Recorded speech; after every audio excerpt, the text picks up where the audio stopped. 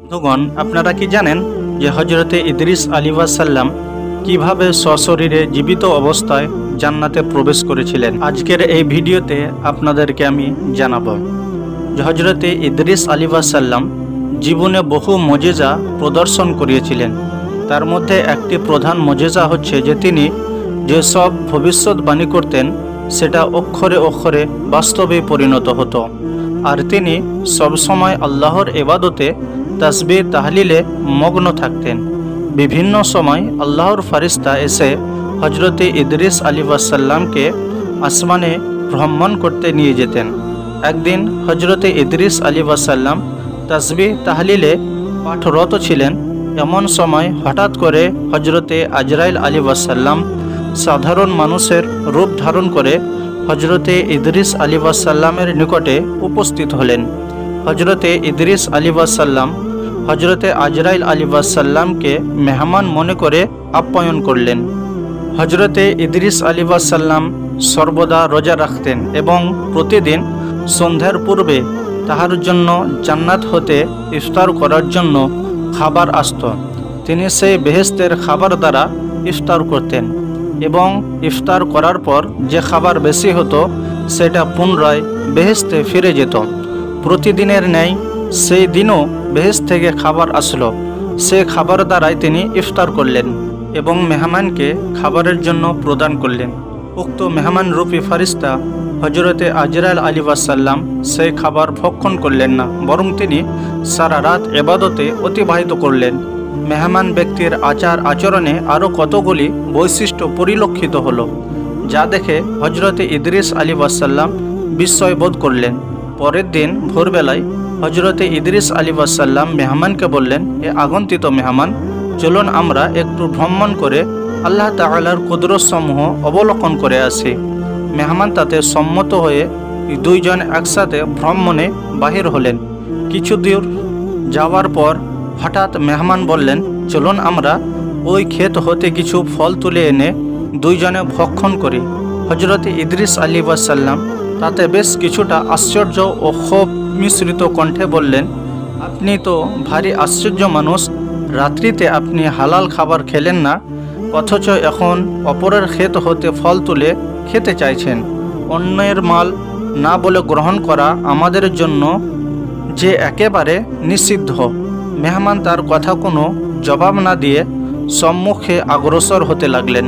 কিছু দূর সামনে গমন করে এক স্থানে অনেকগুলি ছাগল চড়তে দেখে মেহমান হজরতে ইদ্রিস আলাইহিসসালামকে বললেন, চলুন ওখান থেকে একটা ছাগল নিয়ে আমরা জবাই করি, সেটা বেশ মজা করে খাওয়া যাবে।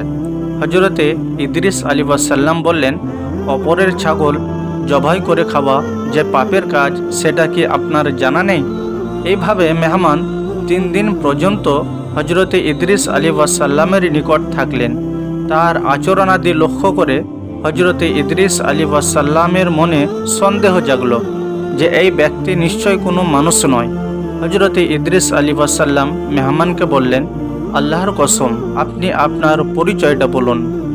তখন মেহমান বলে উঠলেন, আমি মানুষ নয়, আমি একজন আল্লাহর ফেরেশতা, আমার নাম মালাকুল মউত আজরাইল।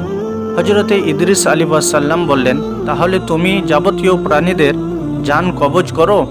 মালাকুল মউত বললেন, হ্যাঁ।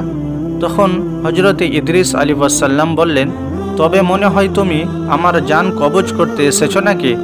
মালাকুল মউত বললেন, আজ্ঞে না, বন্ধুত্ব স্থাপন করতে এসেছি।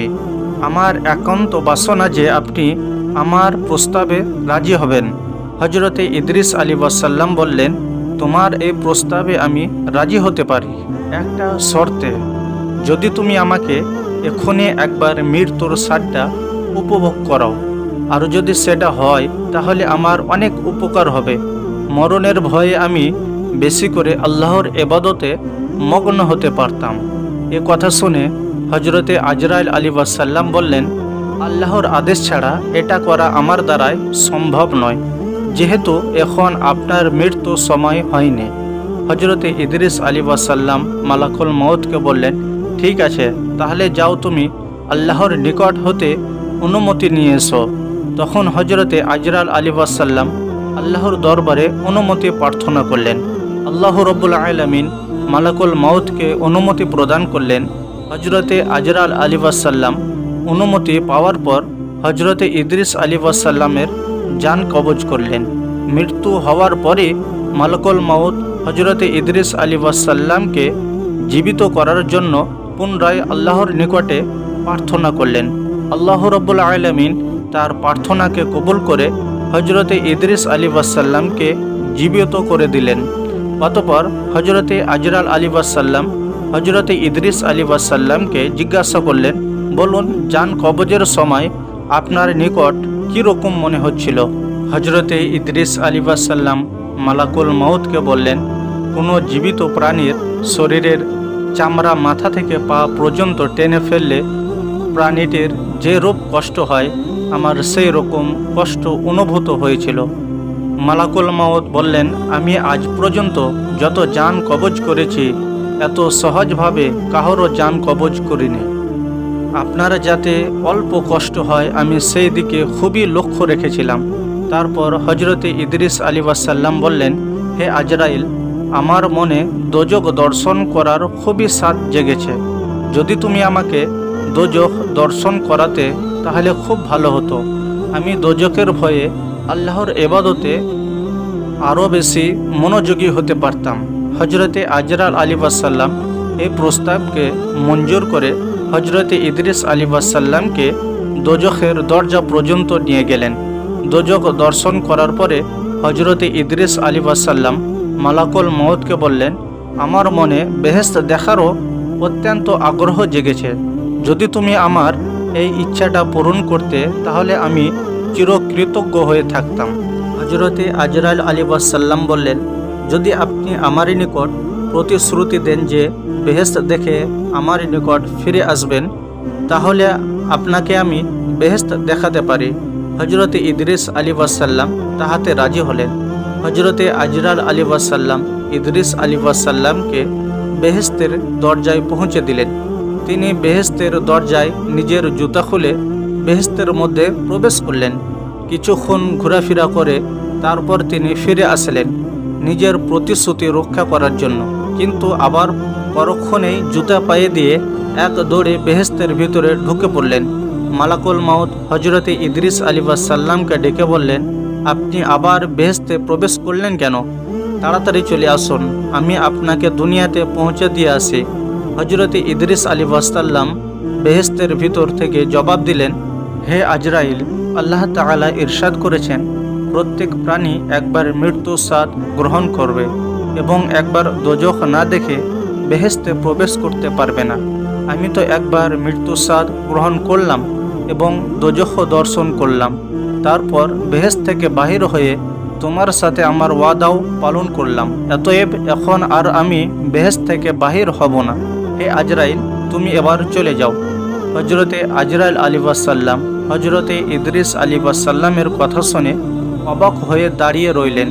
আল্লাহ রাব্বুল আলামিন আজরাইলকে লক্ষ্য করে বললেন, হে আজরাইল, ইদ্রিস আলাইহিসসালামকে বেহেশতে থাকতে দাও।